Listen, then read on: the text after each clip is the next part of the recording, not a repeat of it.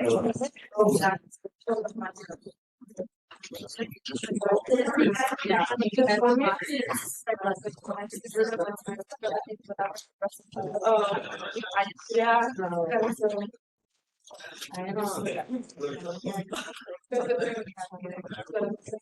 Oh. Okay, let's start our class.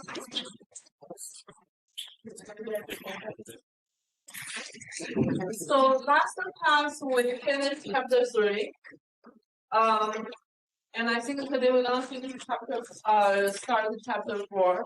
So I guess usually chapter 4 takes 2 class to finish. So this is Tuesday, right? Tuesday, Thursday, and our exam scheduled our next Thursday. Right. So that's basically our plan. Any questions for the schedule before we finish chapter 4? No. Okay, chapter 4, we're gonna learn the exchange rate determination. Okay. So the first thing I want to cover is the definition of exchange rate movement. So we need to know that. I think we can use the term a lot of times, but I didn't give you an official definition here. So an exchange rate measures the value of one currency in the unit of another one. So we learned the 3 types of quotation: direct quotation, and cross exchange rate, right?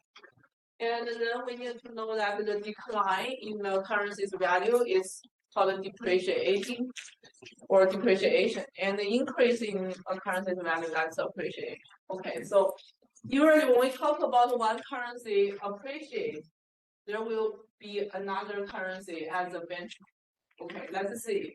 Recently, US dollar is depreciating. We say it's depreciating against the most other currency.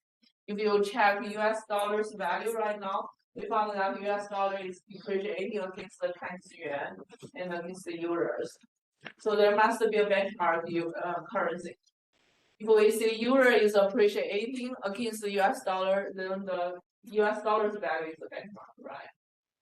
So we have depreciation and appreciation definition here. And then let's look at the exchange rate movement. So when we compare foreign currency spot rate over two points in time, let's say a time point is like, let's say today, we say it's a time point. But if from today to Thursday, that's a time period, right? So we look at the 2 time points. The spot rate at the most recent date, usually we label it as S, that's spot rate.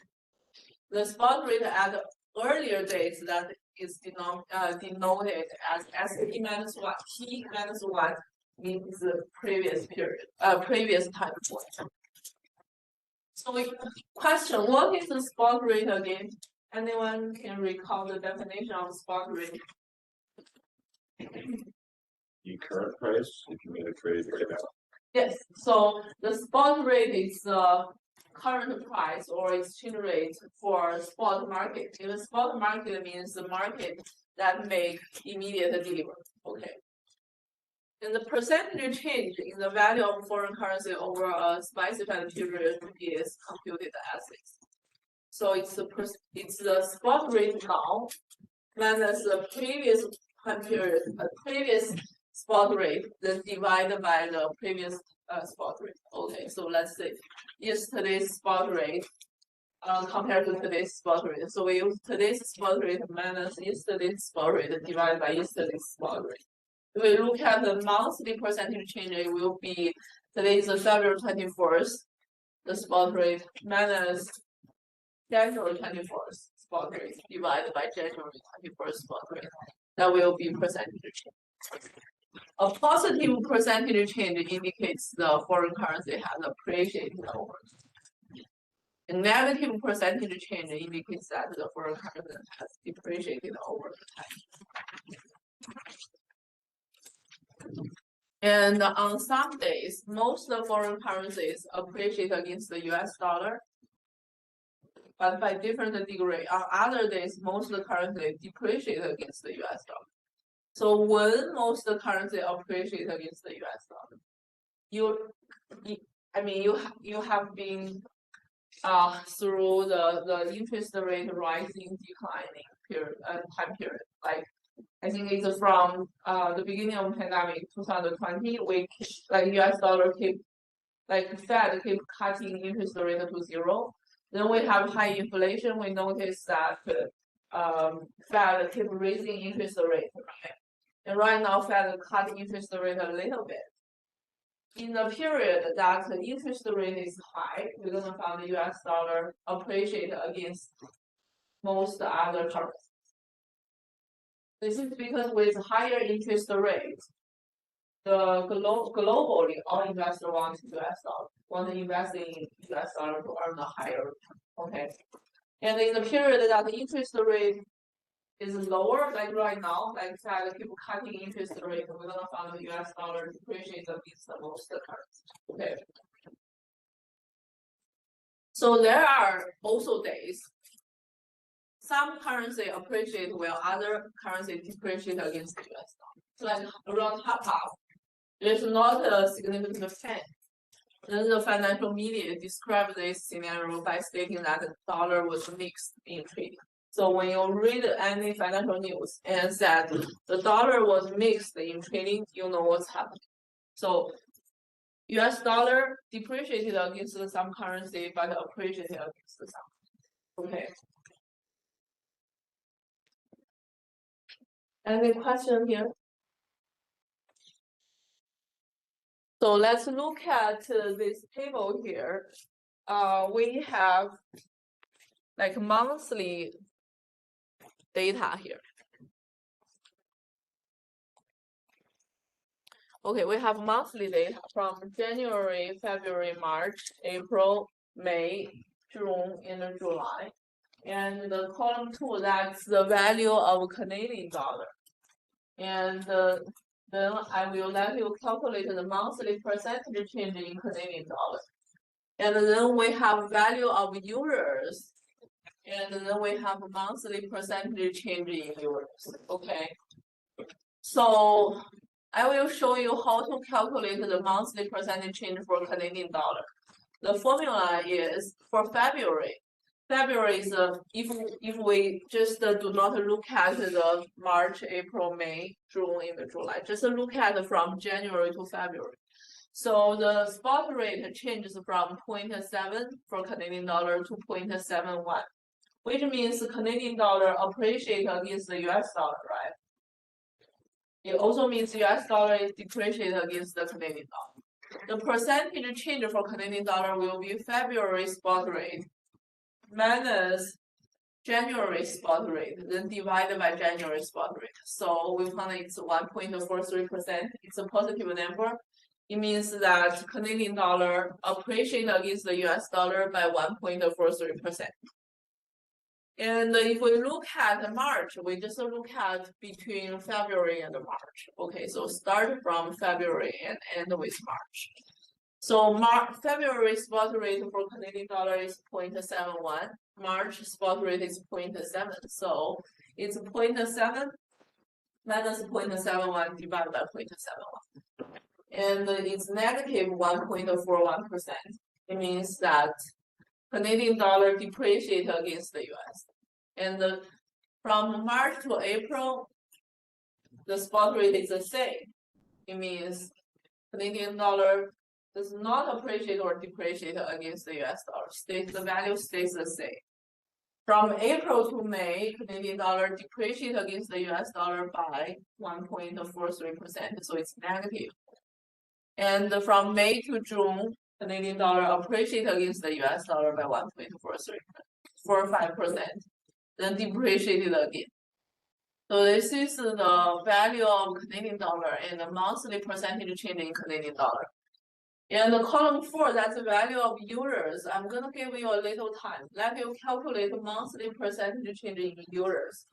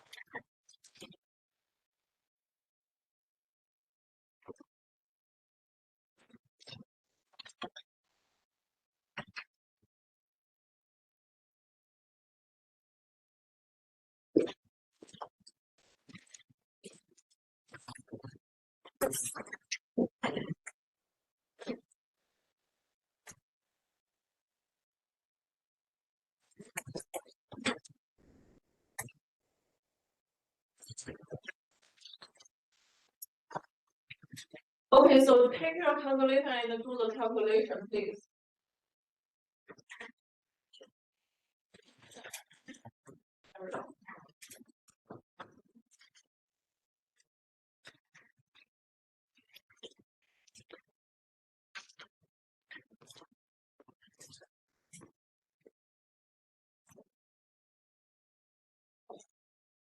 Anyone still need the same thing?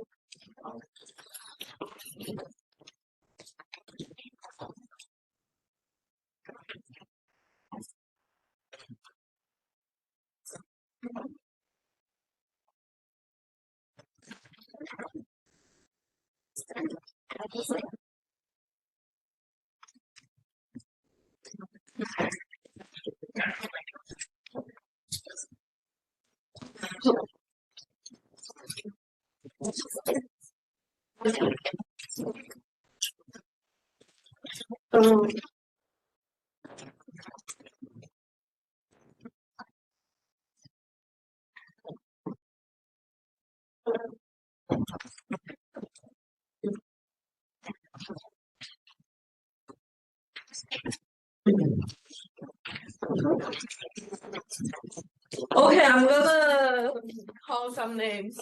And if you correctly find the correct answer, you will get some bonus. Okay.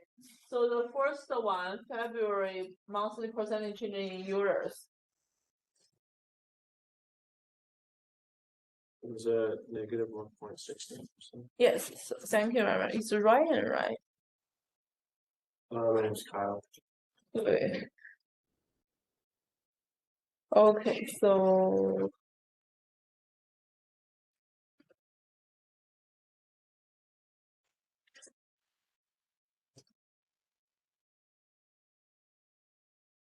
what's your last name? Holstein. Thank you very much. I don't know, like, cannot mix you with a right. So this is a negative 1.69%. So for March,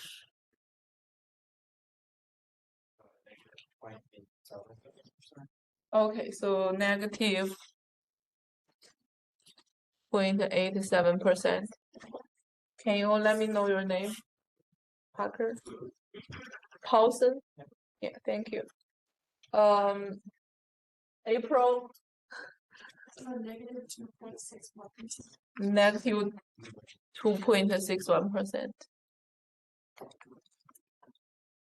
So Alisa, right? Yeah. So May, the last row. Okay, so negative point. If we keep two decimals, it's negative 0.89%, right? So can you let me know what's your name? Sure. Eric. Okay.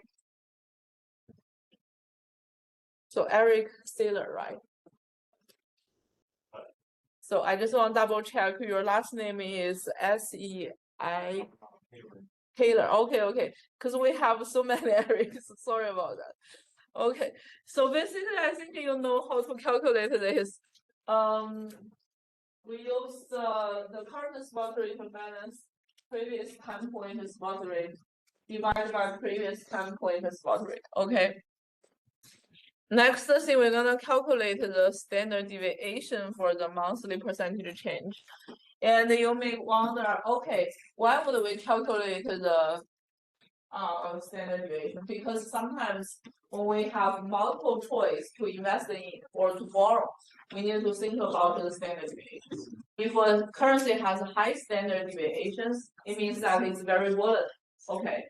If you invest in the currency, you probably want to choose a currency that has lower standard deviation, so it will have lower uncertainty. But if you for example, by currency options, you probably want to choose the one with higher standard deviation or high volatility. So let's look at the Canadian dollar one. So Canadian dollar one, we have 6 data points. So I put the financial calculator procedure here. I will work with this procedure together with you. So we go to second data. It shows here second data. And clear the previous work by press second CEC. Then X01 will be 1.43%. Enter. Y01 is 1. X02 is 1.41 and is negative percent. Enter.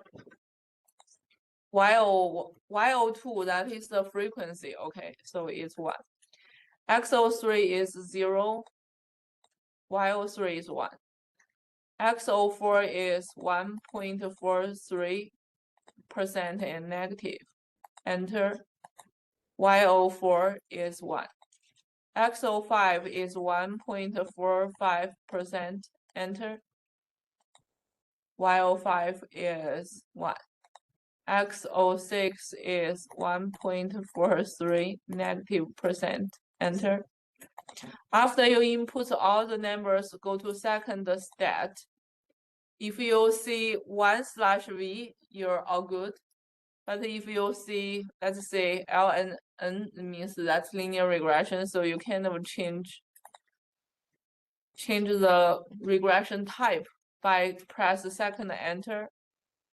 And you're gonna see 1/V. So this is a one variable model. N equals to 6 because we have a 6 month.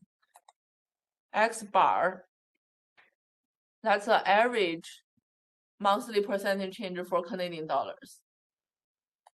And SX will be the standard deviation. It will be 1.407%. Okay. Why would we use SX? Because SX is a sample standard deviation.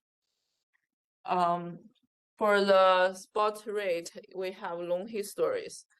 We just take a small sample out of it. So we use sample standard deviation. Sigma X is population standard deviation. So SX is the sample standard deviation, as we only calculate the standard deviation of a small sample. I'm gonna give you a little time, let you find out this 1.407, and once you finish that one, work on the standard deviation for euros. So I also put the financial calculator procedure here, just follow the procedure to find out the euros standard deviation.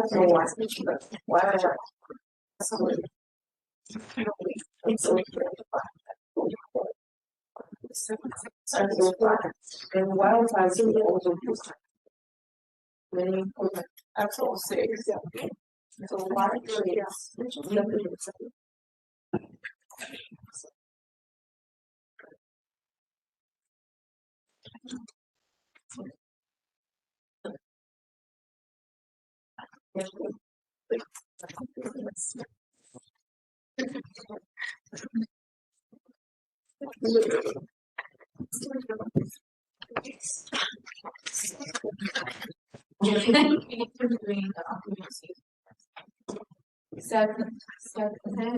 Oh, second and then enter each time. Yeah.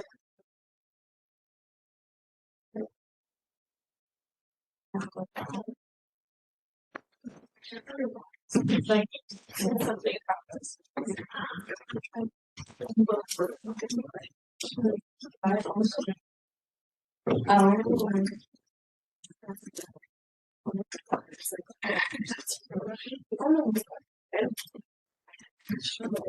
It's funny when the top because it's like 6%. Oh yeah. I haven't been on last but no, I don't think I should. I don't think it's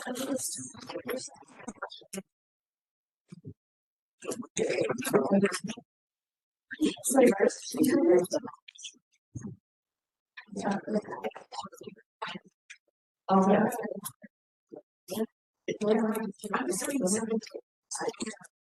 Oh, two. I am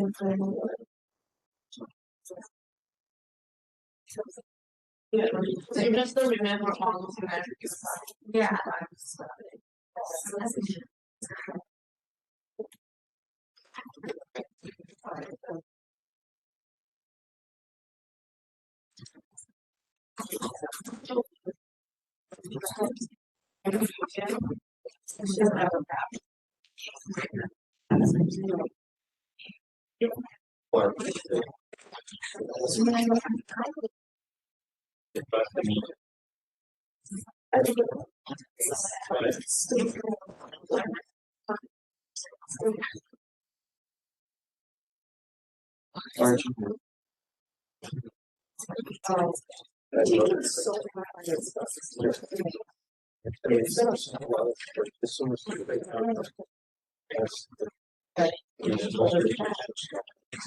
Yeah, right.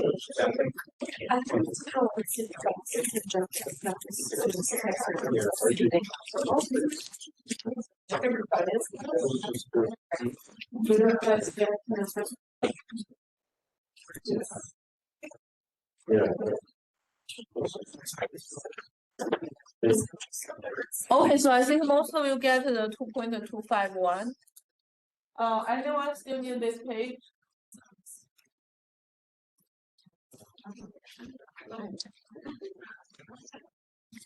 So then we're gonna find that the euro is more volatile, right? The volatility of euro is higher than Canadian dollars.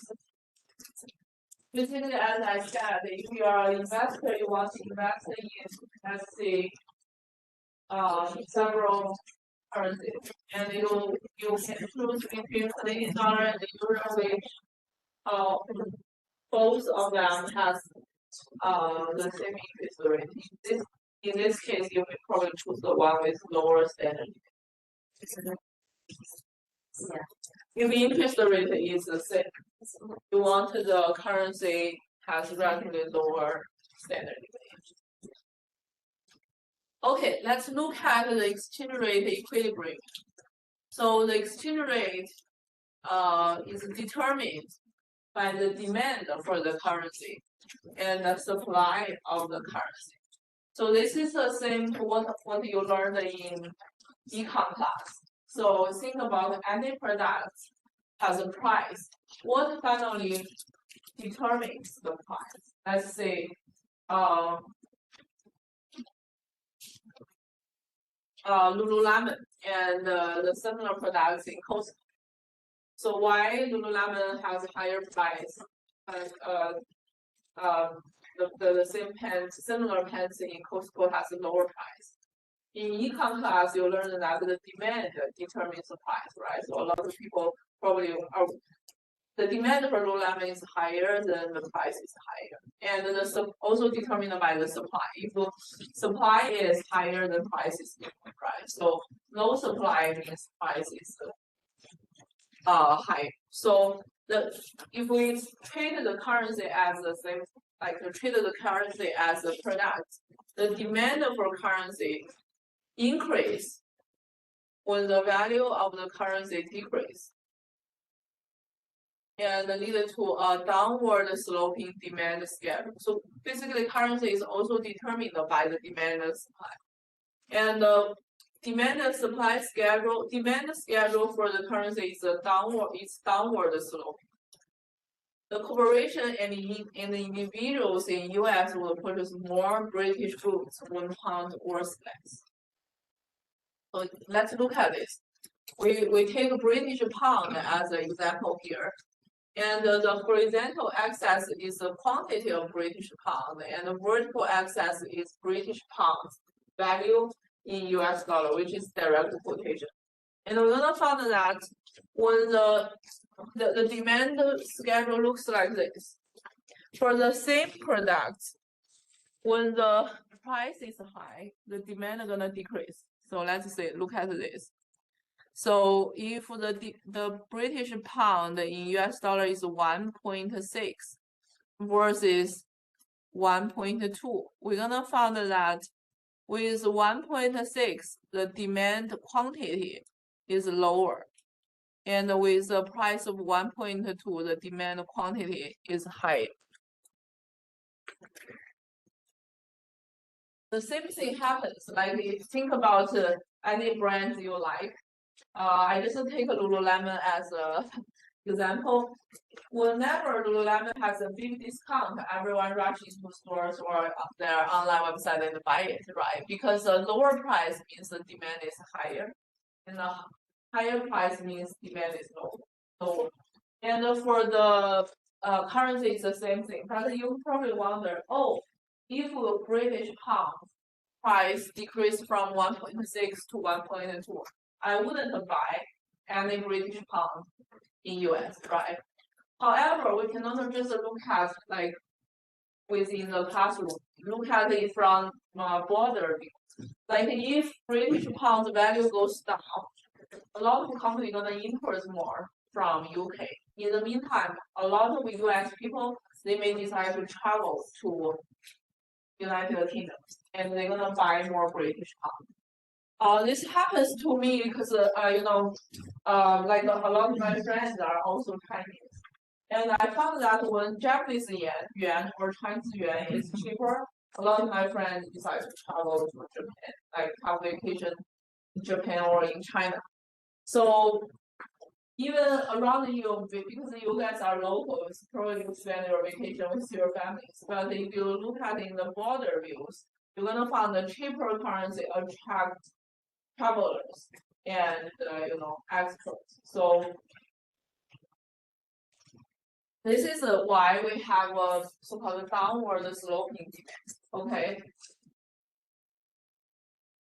And then we're gonna find that demand curve, like the demand schedule, also changes its position. It will parallelly move upward or downward. So upwardly to the right hand side. So basically, we're gonna find the line, the second line. The red line is higher than the black line. The higher position of demand schedule means that in general the demand for the currency increase. how to interpret it from the figures. So I'm gonna change the ink color a little bit. So we're gonna find that with this $1.6 per unit of British pound, we're gonna find that the quantity of currency required, let's say is let's say 1 not trillion billion. Okay. This is British pound size, and with a new demand schedule, so the red one is a new demand schedule.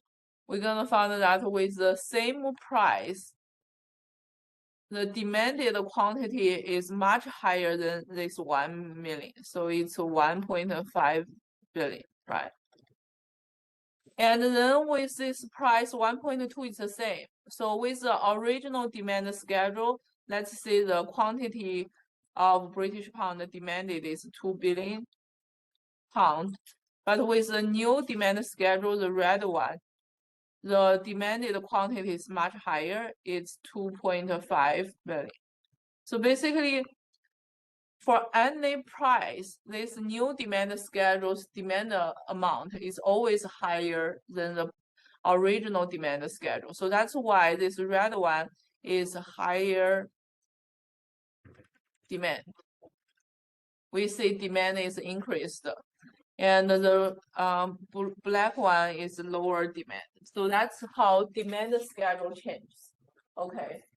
So when demand schedule, like the whole demand increase for the currency, the demand schedule shift to the right hand side. If the demand in general decrease for the currency, the demand schedule for the currency will shift to the left hand side. Any question here? Questions?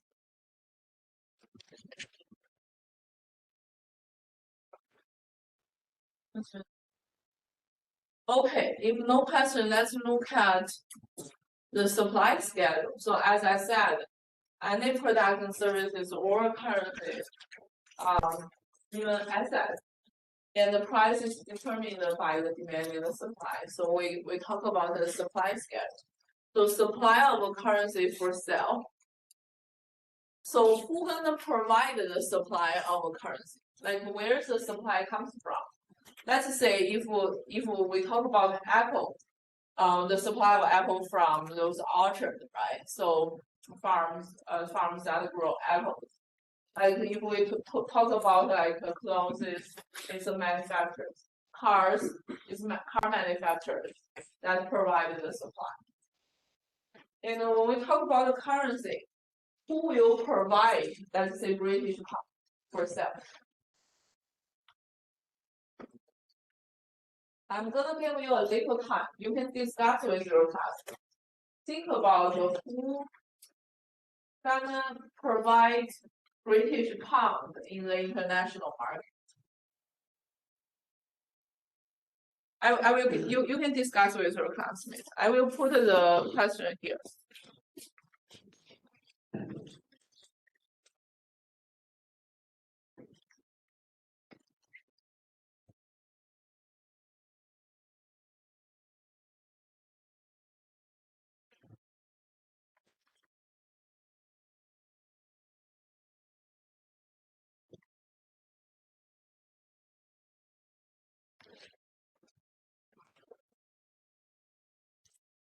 After the discussion, I will randomly call your names, okay?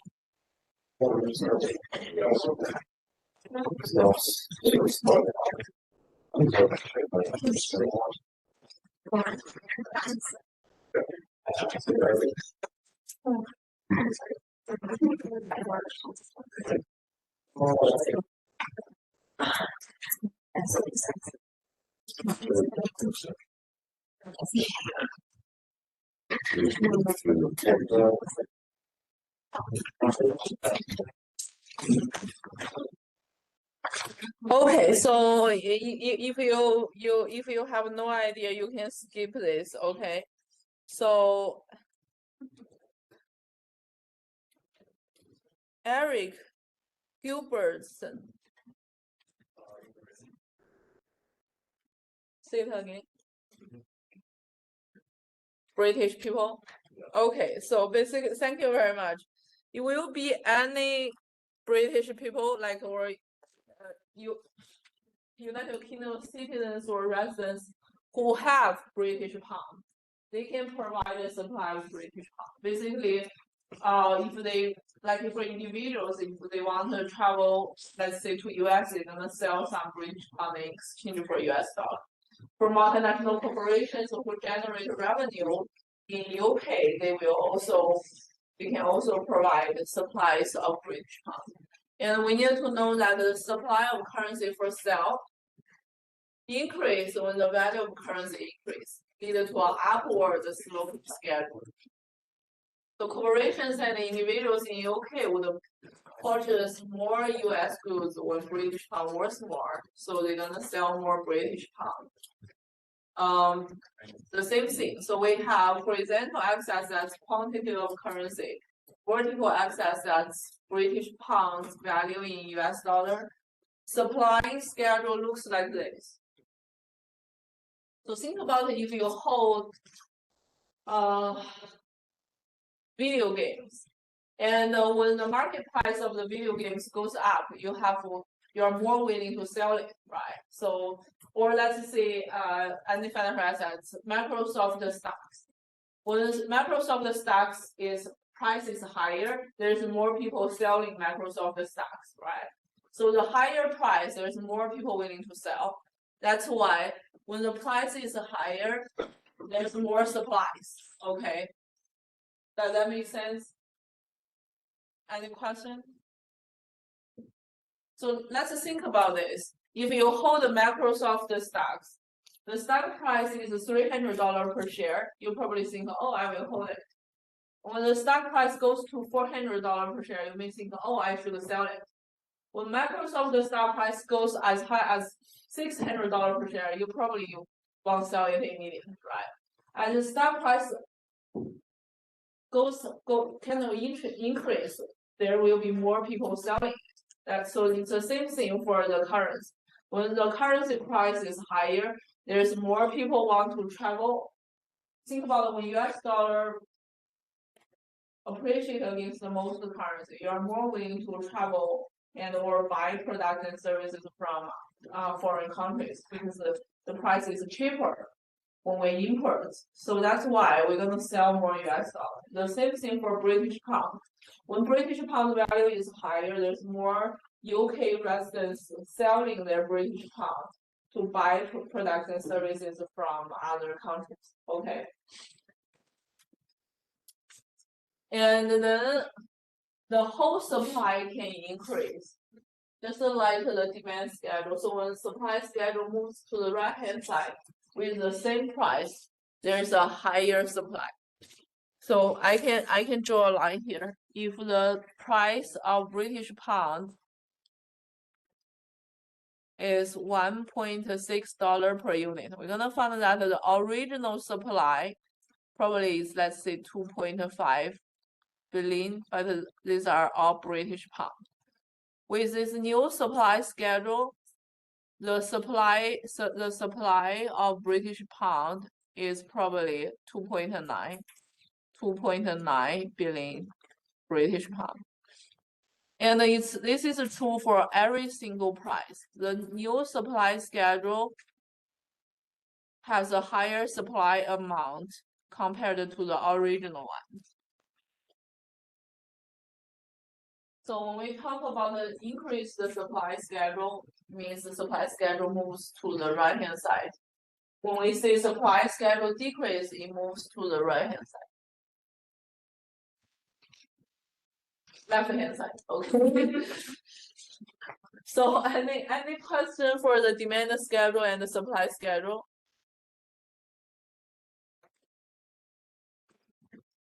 No question? Okay, so then we're gonna find that supply and the demand schedule determines the price. So we have demand schedule, we have supply schedule, and the intercept of those two schedules, the crossover points. This is called the equilibrium exchange rate. Okay, so it's the theoretical price for the currency. And we label it as S here.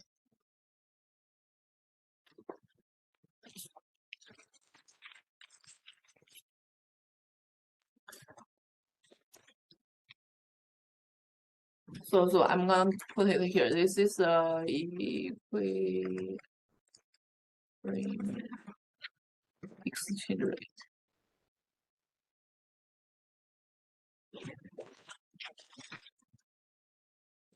So it basically makes the demand of British pound equals to supply of British pound. So the demanded amount equals to supply of the pound.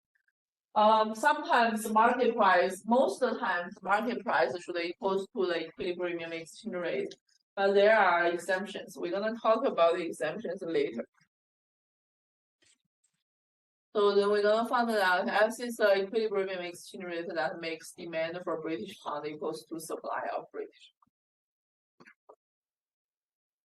And then we have this increase in demand schedule. So when in general the demand increase, okay, so this is the original equilibrium exchange rate, that's S1. When demand increase, so demand schedule moves from D1 to D2, we're gonna find that the equilibrium exchange rate is higher. So higher demand means the exchange rate of the currency increase. The reason is that when demand is higher, all the banks are gonna find that their inventory for that currency declines. So they have lower inventory, they're gonna raise the exchange rate to the higher point.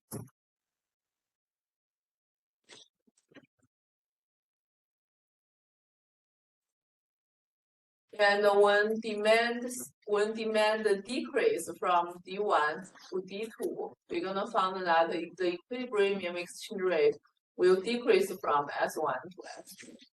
So when demand decrease but supply stays the same level, all the banks are gonna find that they receive more of the currency but they sell less.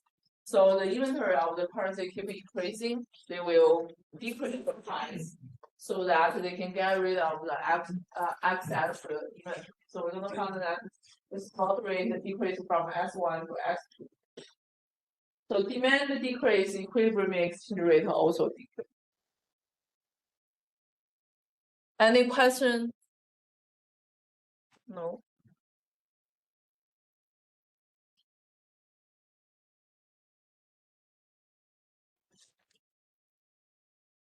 So think about this. If the supply schedule increase, so all of a sudden, a lot of investors or multinational corporations sell a currency. So when the currency supply increase, we're gonna find that the currency price decrease because there's more supplies. The price goes down. When there's more supplies, bank again found that the inventory can build up and they will make the exchange rate slightly lower so they can get rid of excess supply of that type of currency. And finally, when supply decrease, so supply moves to the left hand side. Supply decrease, we're gonna find that the spot rate is gonna go up. So with less supplies, we all know that the production service price goes up. So that's basically the changes of demand and supply's impact on the spot rate. Any question here? Question? Anyone still need this page? Okay, so let's look at this. If if the market exchange rate is not equals to equilibrium exchange rate, so let's look at the first situation. When market exchange rate is higher than equilibrium exchange rate, so here this 1.12, that is the equilibrium exchange rate, and the quantity of users on the market is 1.5. And then we found that the market price for a euro is 1.15, is slightly higher than the equilibrium. What happened on the market? Do you think the market experienced a shortage of,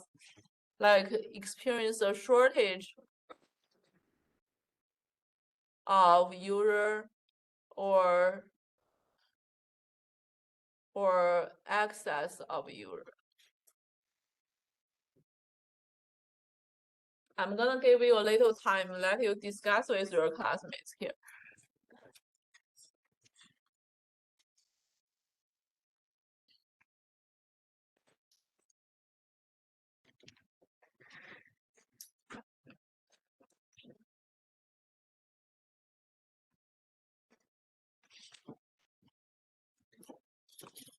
So it's a shortage of euro or surplus or excess.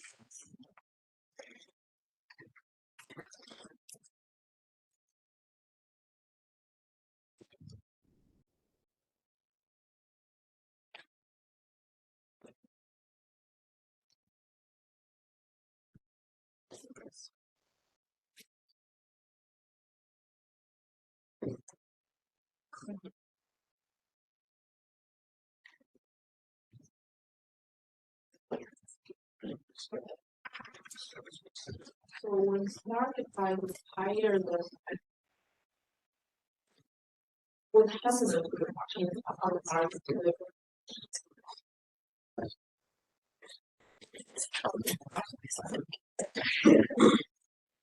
Yes, I know.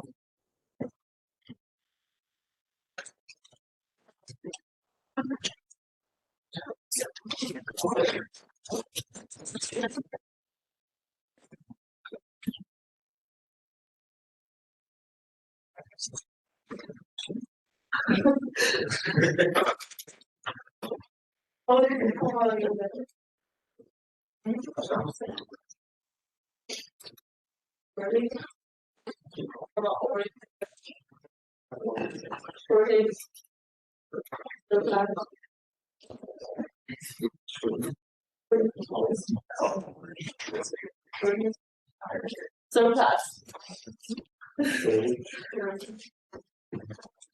Surplus or shortage. Okay, how many of you guys think it's a shortage? Shortage of yours. How many of you guys think it's a surplus? Okay, so let's look at this. So with market price of 1.15, higher price, we're gonna find that this is demand. Okay, this is demand schedule. So this one is demand schedule. So the demanded one, the demand for euro is 1.2, and the supply. So this is the supply is 1.7. So we're gonna found that the supply is higher than demand. Do you think that's a shortage or a surplus? It's a surplus, okay? Because the market, there's more supply for euros and less demand because of the high price.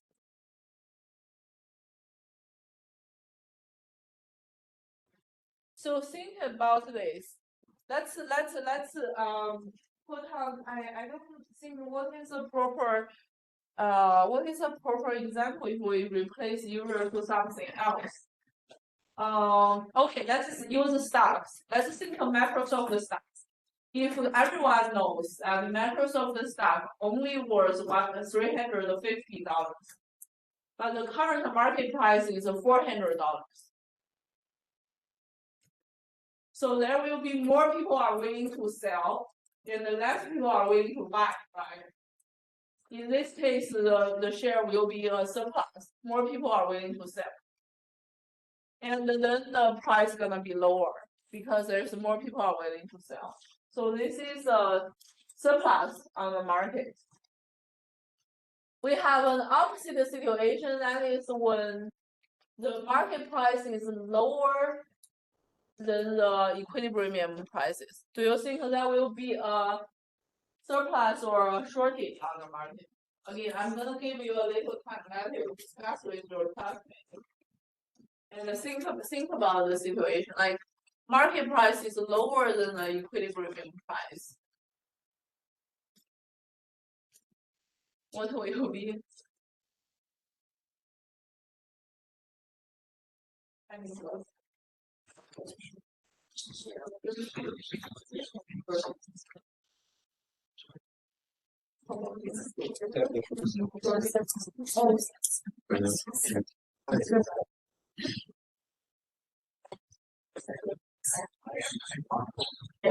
Yeah.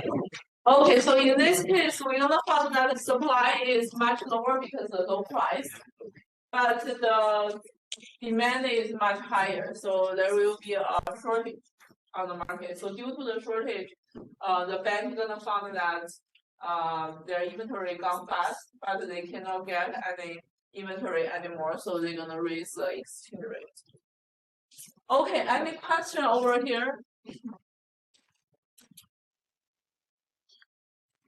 Seems like no question.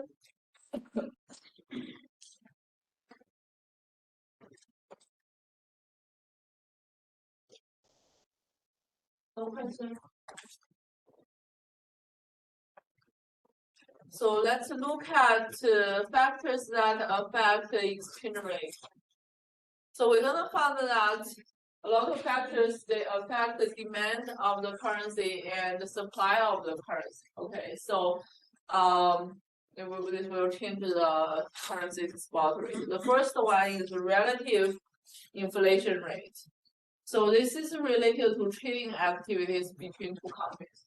Inflation mainly affect the trading activities. If a country has higher inflation, all the products and services, not all, like most products and services of that country becomes more expensive to foreigners. So foreigners are gonna buy less from them. And which means that high inflation means less exports and more imports. Okay. Let's say if US inflation suddenly increased substantially, while UK inflation remains at the same level. And then assume that both British and US firms sell goods that can serve as substitutes for each other. Okay, so it's the same good. The sudden jump in US inflation should cause some US consumer to buy more British products instead of US products. Because right now, US products and services with its high inflation has higher price. So we probably buy more from other countries, include the UK. At any given exchange rate, when US people buy more British products and services, we first need to sell US dollar to buy British pound. Then we can use British pound to buy British products and services. Okay, it means the demand for British goods gonna increase, which represents an increase in US demand for British pound. So when US has high inflation, we're gonna buy more from other countries, and it means that our demand for foreign currency gonna increase. Okay. In the meantime, high US inflation means that the US products and services is more expensive. So other countries gonna buy less from us due to the high price. Okay. So this will reduce British desire for US products and services, and will reduce the supply of British pound for sale at any given exchange rate.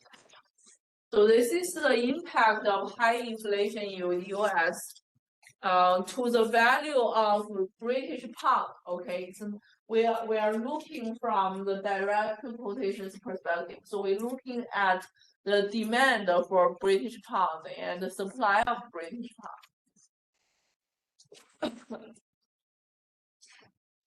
So any question over here? So then we're gonna find that the demand for British pound is gonna increase. This is the original demand and the supply schedule. Demand for British pound increase, supply of British pound decrease. So with a higher demand and lower supply, we're gonna find that the new equilibrium price for British pound is higher than the original one. So we're gonna find that I have several conclusions. So when the relative inflation rate of domestic country increase, or the relative inflation rate for foreign country decrease, the value of foreign currency gonna increase. Okay, so US has high inflation, British pound is gonna appreciate against the US dollar. Okay. The value of home currency gonna decrease. US dollar gonna depreciate against the British pound. From the cross exchange rate perspective, when relative inflation of country B increase or relative inflation rate of A decrease, the value of currency A in currency B will increase. This is from the direct quotation. For the direct quotation, local currency refers to US dollar.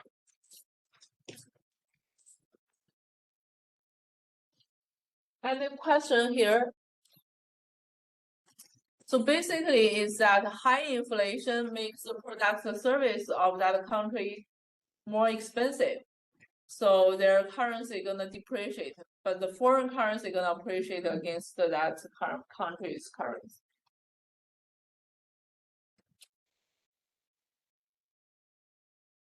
Questions? No questions?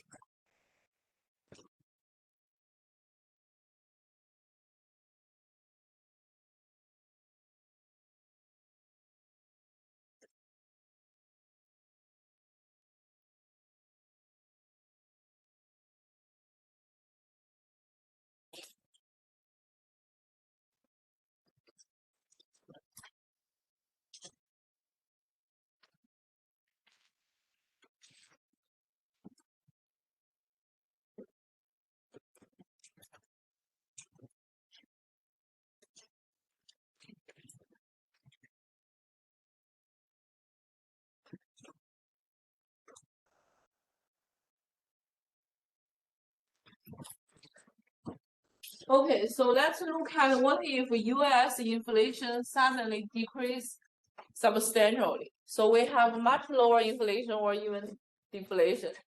While British inflation remains the same. So assume both UK and US firms sell the same products and services. So the products and services can serve as a substitute for each other. The sudden drop in US inflation, so US inflation is lower, can cause some US consumer to buy more or less British products. Our inflation rate is lower. Do you think we're gonna buy more or less from other countries? Less, okay. At any given exchange rate, this would represent a decrease in US demand for British goods and a decrease in US demand for British pound.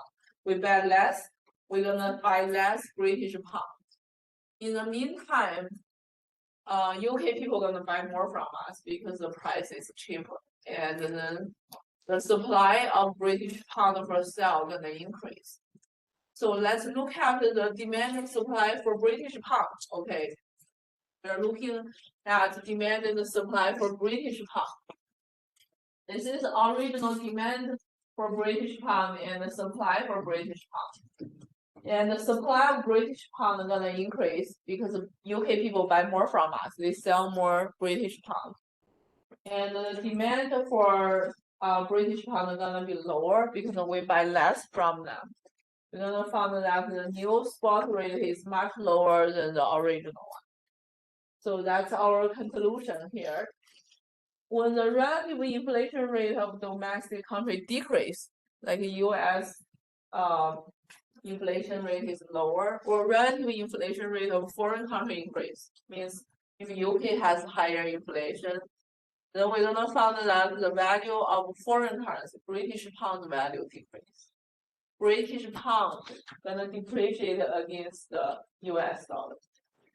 And when the relative inflation rate of country B decrease or relative inflation rate of country A increase, the value of currency A in currency B gonna decrease.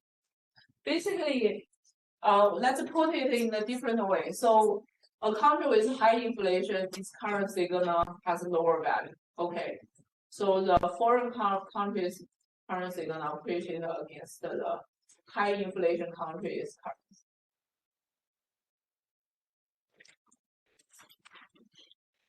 This is the first factor. Any question? No. The second factor is interest rate, relative interest rate. This is related to capital flows of investment between countries because interest rate mainly determines whether we're going to invest in. Okay, so it's capital flow, a factor that related to investment or borrowing position. So that is related to capital flows. So we kind of see this happen over the past 3-4 years. So I just feel like it's more intuitive now. When I first teach this, like all globally, like every country has a very low interest rate. So when I talk about this, I feel like it's a little bit more challenging for my students to understand it. But we have experienced high interest rate in US, low interest rate in US, so we can be more comfortable to understand this now. So assume that US and the UK interest rate are initially equal. This is like before pandemic. Every country has a zero interest rate, right?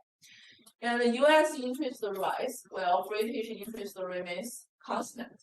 I would say more significant case is between US and Japan because Japan's remain a zero interest rate until 2025. So before that, like US has high interest rate, Japan has low interest rate. Every single one rush into Japan or buy made in Japan products and services. So US investors like to reduce their demand for British pound. Why would we still invest in UK? Well, we have a higher interest rate. We're gonna put our deposits domestically and earn a higher interest rate. That's it. So the demand for British pound is much lower, and because the US interest rate is more attractive. Because US rate is more attractive, it's not only attractive to US investor, it's attractive to every single investor, okay? Like a UK investor who has excess cash will invest in US dollar. They're gonna sell more British pound so that they can buy more US dollars so that their interest rate is higher. We're gonna find that the demand for British pound is lower because we invest less in UK. In the meantime, the supply of British pound is gonna be higher because the British investor gonna invest more in US. So give you a brief idea. Let's say if originally UK and the US interest rate is 0 and the spot rate is 1.55. And after a year, US interest rate is higher, it's 10%. We're gonna find that if we invest in US, after a year, we're gonna have 170.5 with the initial investment of 155. But if you invest in UK, your interest rate is still 0. Then we're gonna find that when we convert our US dollar into British pound, we get higher amount. So that's why all investors are willing to invest in US with higher interest rate.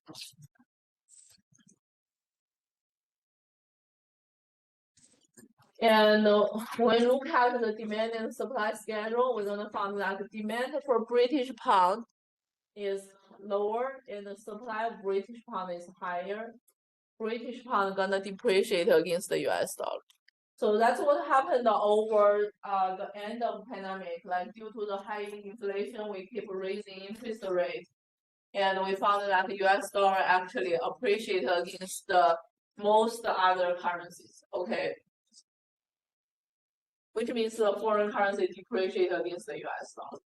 So that's our conclusion. When relative interest rate of a domestic country increases, or relative interest rate of foreign country decreases, the value of foreign currency gonna decrease. And if for the cross exchange rate, well, the relative interest rate of country B increases and the relative interest rate of A decrease, the value of currency A in currency B gonna decrease. So any question over here? No question?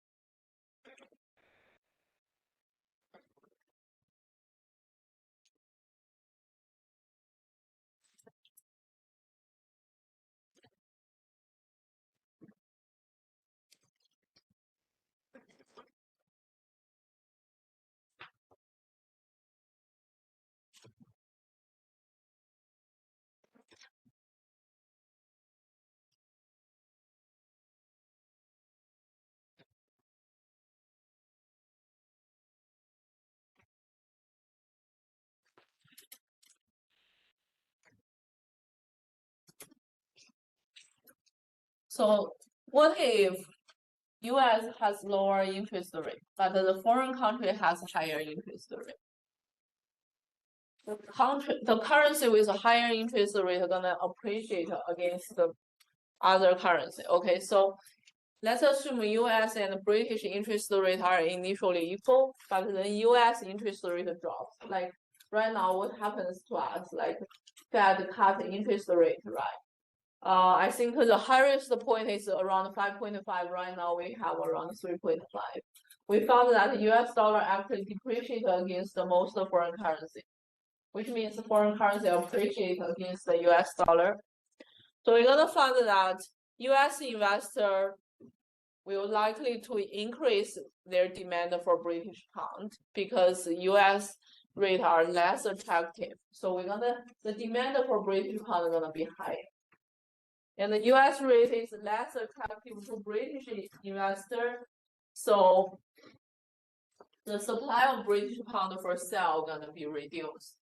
So British investor will reduce their deposit in US. The supply of British pound gonna be lower. So we're gonna find that for British pound, when US interest rate is lower, the demand for British pound gonna increase, but the supply of British pound gonna decrease because British residents and citizens they're gonna deposit their money in UK market. Why would they deposit it in US market? If US dollar has lower interest rate. So in this case, we're gonna find that the supply gonna be lower for British pound, demand for British pound gonna be higher, and the spot rate for British pound gonna be higher. So British pound gonna appreciate against the US dollar gonna depreciate against the British pound. That is the impact on of interest rate on the foreign exchange rate.